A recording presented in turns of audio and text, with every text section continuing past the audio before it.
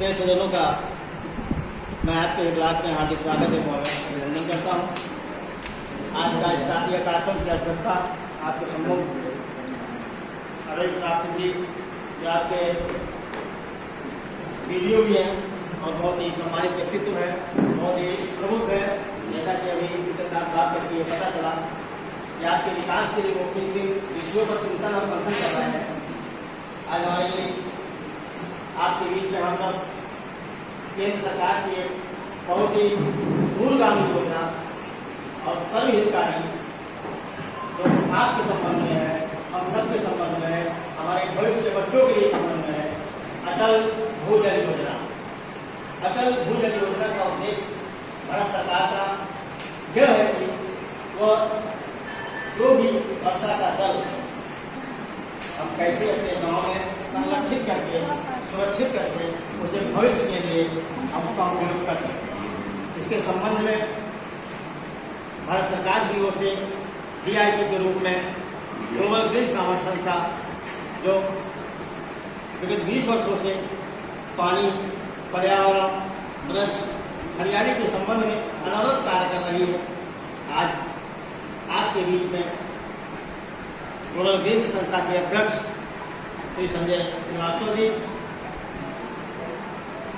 और इस कार्यक्रम के अटल भू योजना के संबंध में आपको विस्तार से बताएंगी यशी जी। हमारे भी उपस्थित हैं डॉक्टर रश्मि द्विवेदी जी, जो आपको पानी को कैसे बचाना है, पानी को कैसे संरक्षित करना है, भविष्य में पानी का कैसे कैसे हम सब संरक्षित करके उपयोग कर सकें, इस संबंध में विस्तार से बताएंगी। मैं समझता हूँ इस संबंध में डॉक्टर रश्मि द्विवेदी जी को आपको सम्मान प्रस्तुत कर सकूँ और विस्तार से आपको बताएं। डॉक्टर रश्मि। वो अब नहीं हो रहा है, वो झेल कहते थे उसको, गाँव में झेल बोलते। अभी मैंने कई गाँव में जब सर्वेक्षण किया तो मुझे पता चला कि सारे के सारे कुएं क्या है, सूखे हुए। तो इसका मतलब कि वाटर लेवल, जो पानी का जो स्तर है, वो भूमि में नीचे चला गया। आपको खुद पता होगा, आप सरपंच हैं गाँव में, तो आपके ही गाँव में जो हैंडपम्प है, जो बोरवेल है, वो 200-250 फीट के हो रहे हैं, नीचे हो रहे हैं। आज स्थिति ये है कि हम 250 फीट में पानी निकाल रहे हैं। आज 10 साल या 50 साल बाद ऐसे ही पानी को हम सोखते रहे, ऐसे पानी निकालते रहे, उसका मिसयूज करते रहे, तो एक समय आएगा कि आपको 400 फीट 500 फीट पानी के लिए आपको बोरवेल या उसकी नलकूप लगाने पड़ेगी। एक डैम का कैच करें, मतलब वर्षा के जल को संचित किया जाए। आपके यहाँ स्टेशन बने होंगे जहाँ पे वर्षा के जल को, साथ ही साथ आपके यहाँ तालाब बने हुए हैं। कई सारे ऐसे गांव हैं जिनके बगल से नदियाँ निकली हुई हैं और आपके यहाँ सूखे कुएं पड़े हैं। बहुत से ऐसे नलकूप हैं जहाँ पर सोखता नहीं बने हुए हैं। तो आप सभी, ये जो एक अभियान है, ये जागरूकता अभियान है और आप सभी महिलाएं हैं, तो साथ ही साथ यह अभियान जल साक्षरता से भी जुड़ा हुआ है और साक्षरता का जो संबंध है वो माँ से सीधे होता है, क्योंकि घर की पहली शिक्षिका माँ ही होती है, वो अपने बच्चे को शिक्षित करती है।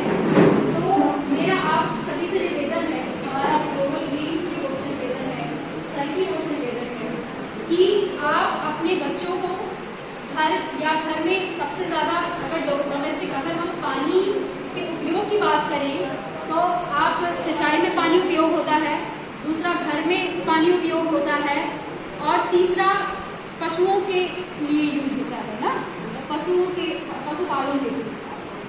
तो अगर देखा जाए कि घर के पानी में पूरा अधिकार आप ही का है, घर का जितना भी पानी उपयोग में आता है उसमें सबसे पहला अधिकार आपका ही है। महिलाओं का ही है, क्योंकि वो खाना बनाती है, बर्तन धुलती है, कपड़े धुलती है।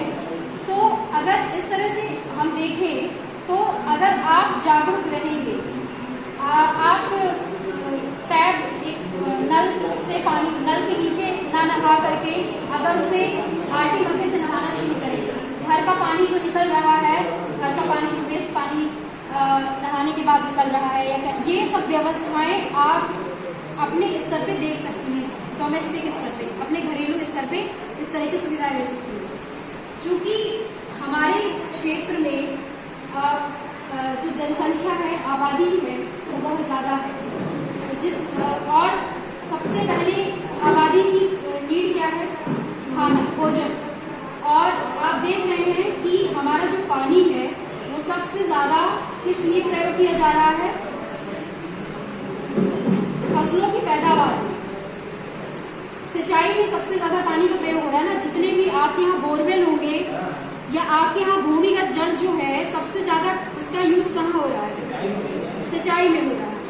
और हमारे यहाँ सिंचाई का सिस्टम क्या है कि हम रात को उसे पाइप को खोल के चले आए और फिर दूसरे तीसरे दिन गए, हमने देखा कि अच्छा सच गया है, भर गया पानी, हमने दूसरी जगह कर दिया। हमें इससे मतलब नहीं है कि उस खेत में कितने पानी की जरूरत है, उतना नहीं है, क्योंकि हम ये नहीं जानते हैं। हर किसान इतना शिक्षित नहीं है या इतना पढ़ा लिखा नहीं है कि वो इन सब चीज़ों को ध्यान में रख पाए। तो हमें ज़रूरत है कि ऐसे सिंचाई व्यवस्था की ज़रूरत है जो ड्रिपिंग एक गुब्बारेदार सिंचाई कराए। इस तरह के कुछ पाइपलाइन, हाँ गुब्बारेदार, जैसे गेहूं की खेती हो गई या कुछ है। आप यहाँ पर जितने भी हैं ड्राई एरिया है, मतलब सूखा है, बारिश भी नहीं उतनी होती है कि सिंचाई के लिए वर्षा का पानी ही एकत्रित कर लिया जाए। मगर मेरा आप लोगों से अनुरोध है कि घरों का जो पानी, बारिश में जो घरों में छतों का पानी है, उसको एक प्रॉपर चैनल दीजिए। आप सरपंच हैं, आप अपने यहाँ अपने ही घरों में पहले ये पहला कदम उठाइए कि अपने ही घर का पानी संचित कीजिए, बारिश के जो बारिश से हो रहा है, और उसे या तो उसे किसी नलकूप में इकट्ठा करवा दीजिए या फिर आप एक टैंक बनवा लीजिए जिसमें एटलीस्ट पशुओं के लिए जो पानी है, रोजमर्रा की जिंदगी में जो पानी खर्च हो रहा है पीने के अलावा, तो वो वहाँ पे जाए। तो सीधे से हमारा उद्देश्य यही है कि पीने के पानी के लिए हम पूर्णतया किसके ऊपर निर्भर हैं? भूमिगत जल के ऊपर। हम नदी का पानी नहीं पी सकते, हम वर्षा का पानी नहीं पी सकते। तो इसलिए आवश्यक है कि हम ऐसे सोखते, गड्ढे, सारी चीजें बनाएं जिससे भूमिगत जल क्या हो? रिचार्ज हो, ठीक है, और जल को संरक्षित किया जाए। तो आप सबको बहुत बधाई, क्योंकि आपके ग्राम पंचायतों को चुना गया है अटल भूजल योजना के तहत, और ये निश्चित रूप से विकास के लिए मैं ये नहीं कहूँगी कि ये पहला कदम है, मगर ये एक बहुत बड़ा कदम है जो आपके क्षेत्र को हरा भरा कर सकता है और आगे आने वाली पीढ़ियों के लिए एक सतत पोषणीय विकास का एक उदाहरण भी हो सकता है। तो आप सबका समर्थन और आप सबका सहयोग ही इस 5 साल का जो ये प्रोजेक्ट है इसको आगे ले जाए। तो आप सभी को धन्यवाद। अब मैं आग्रह करूंगा ग्लोबल ग्रीन्स के माननीय अध्यक्ष श्री संजय प्रसाद जी से कि आपको अटल भू योजना के संबंध में अपने विचार स्वागत करें। सम्मानित मंच और आज के इस अटल भूजल योजना के इस बैठक पर अध्यक्षता कर रहे खंड विकास अधिकारी महोदय श्री रवि प्रताप चौधरी सर, मंच पर और सारे लोग हमारे साथ आए हुए IC एक्सपर्ट और प्रसार भारती की भी टीम हमारे साथ है, वो भी सर्वेक्षण कर रही है। उन सभी लोगों के साथ हम आप सभी मातृशक्तियों का सम्मान करते हैं, स्वागत करते हैं, अभिनंदन करते हैं। जो कि मैं साहित्य से जुड़ा हूँ और साहित्य सबके हित की बात सोचता है, उसी क्रम में मैं आप लोगों को देखकर बहुत गदगद हूँ। इस देश के विकास के लिए यदि माताएं बहनें सामने आ जाती हैं तो निश्चित रूप से एक बात बहुत सामने खुलकर आती है, कि इस धरती से मातृशक्ति का मान नहीं जा सकता है, इस धरती से मातृशक्ति का मान नहीं जा सकता है, नर के मन से नारी का सम्मान नहीं जा सकता है। बेटा घर में हो तो बेशक चूल्हा ठंडा रह जाए, बेटी घर में हो तो भूखा मेहमान नहीं जा सकता। यह विश्वास जब आदमी के अंदर होता है तो इस विश्वास को लेकर हम आगे बढ़ते हैं। पंच तत्व की बात होती है, छित जल पावक गगन समीरा। इन पांचों तत्वों की कितनी हमारे जीवन में महत्वपूर्ण स्थिति है, इससे हम सब परिचित होने के बाद भी हमने ऑक्सीजन के लिए अभी अपने आप को दर दर भटकते देखा है, लोगों को मरते देखा है, पॉकेट में पैसे रख कर भी सिलेंडर न पाने के बाद शमशान घाट में नदी के किनारे नदी में डालने के बजाय वहीं फेंक आने के अपने आप को लाचार पाया है। अब ये स्थिति आ रही है कि हम अपने ही लोगों को पानी दे भी नहीं पाएंगे, एक गिलास पानी पूछ नहीं पाएंगे यदि इस तरह की बातों को हम नहीं समझें। इसके समझने के लिए सबसे जरूरी है कि भगवान हमें हर तरह से पानी देता रहा है। इस देश का सबसे बड़ा अचंभित कार्य ये हो गया कि इस देश में पानी बिक गया। पानी बिकने की चीज नहीं थी। कहते हैं कि दूध और दही की नदियों वाला देश है, हमने तो नहीं देखा बहती होगी। अब इनके और आपके और हमारे बच्चों के बच्चे जब आएंगे तो वो ये नहीं मानेंगे कि वो पानी की नदी भी बहती थी, हमने तो पानी इसमें देखा। हमें यकीन ही नहीं दिला पाएंगे ये नाव क्या होती है, वो ये नहीं समझ पाएंगे। इन सारी चीजों की वजह क्या है कि जमीन के अंदर जो पानी है वो सूखता चला जा रहा है।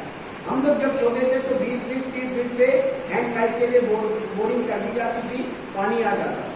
इधर हमने सातों ग्राम पंचायतों में तीनों ब्लॉक में सर्वे के दरमियान पाया कि 300-300 400 फीट तक बोरिंग करने के बाद भी पानी आसानी से नहीं आ पा रहा।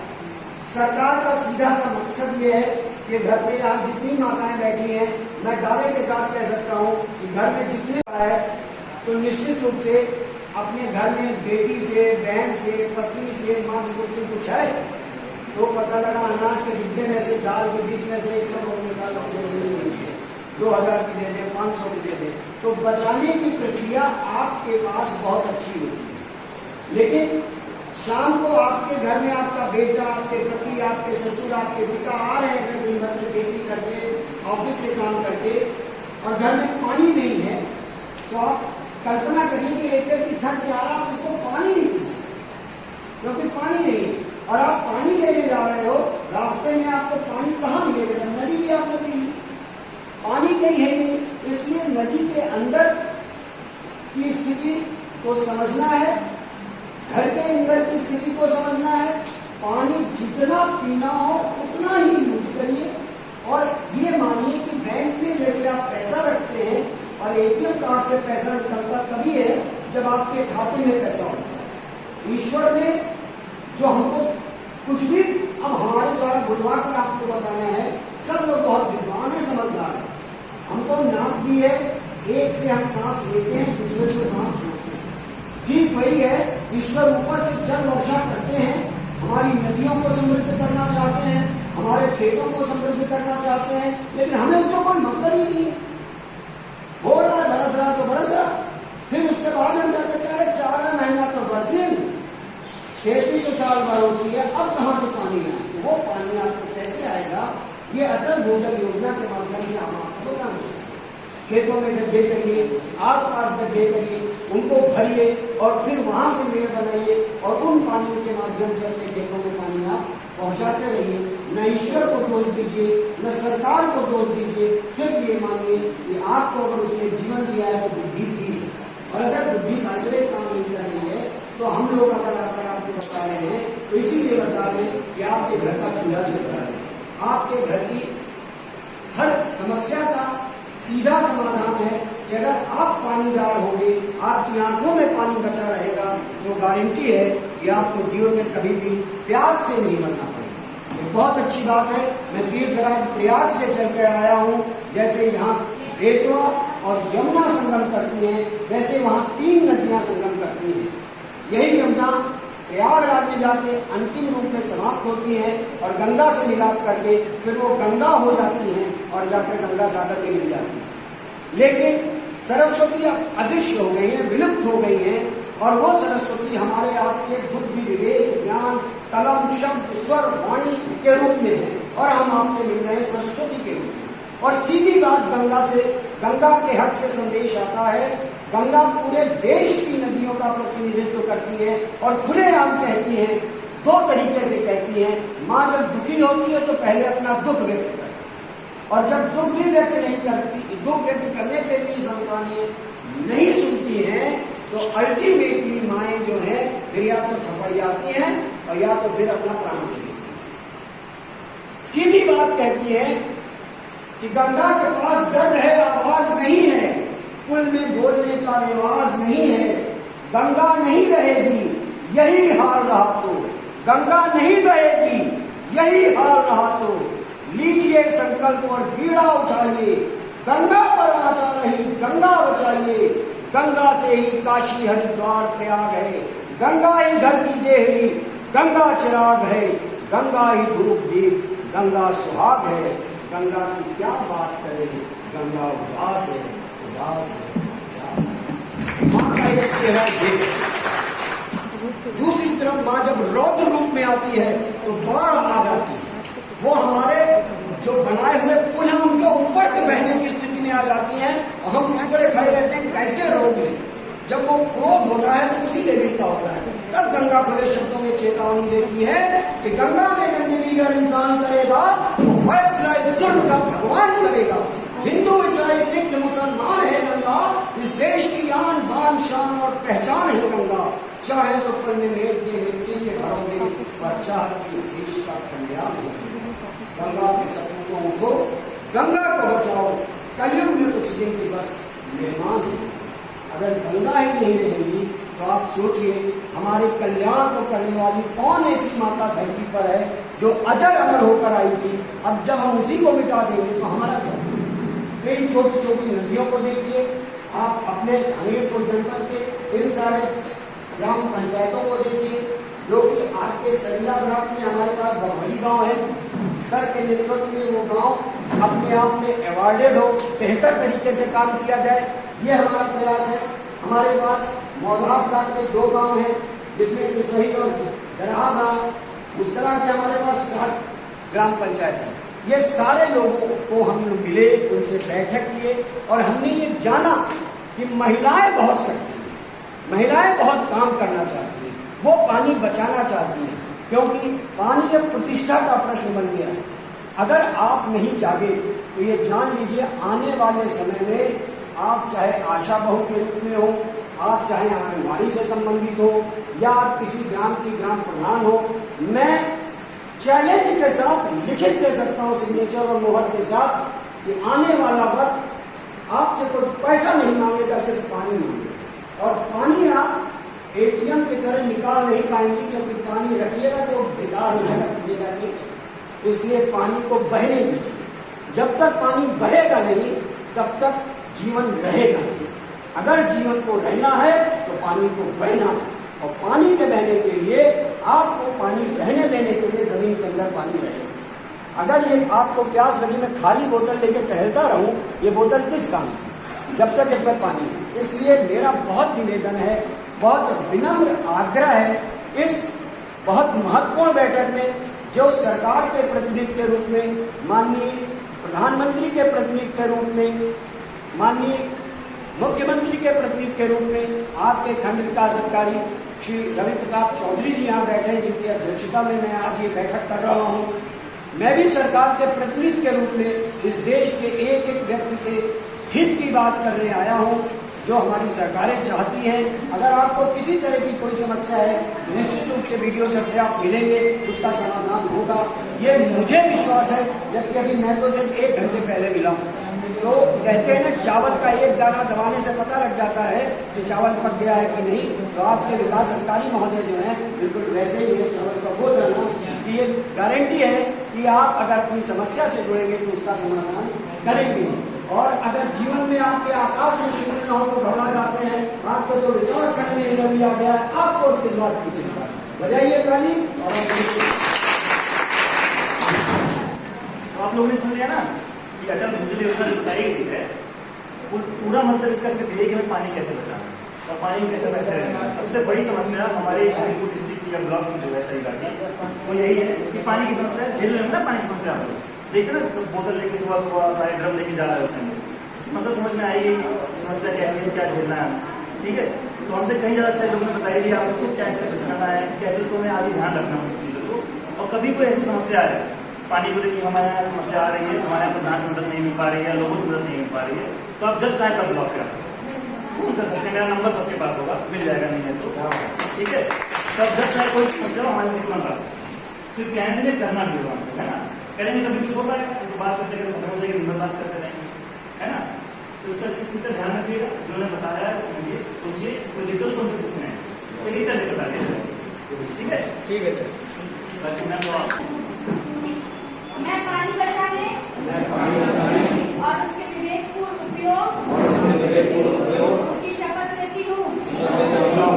मैं ये भी शपथ लेती हूँ कि मैं जल का संचित उपयोग करूंगी तथा पानी का हर बूंद संचयन करूंगी और कैच करें अभियान को बढ़ावा देने में पूरा सहयोग करूंगी।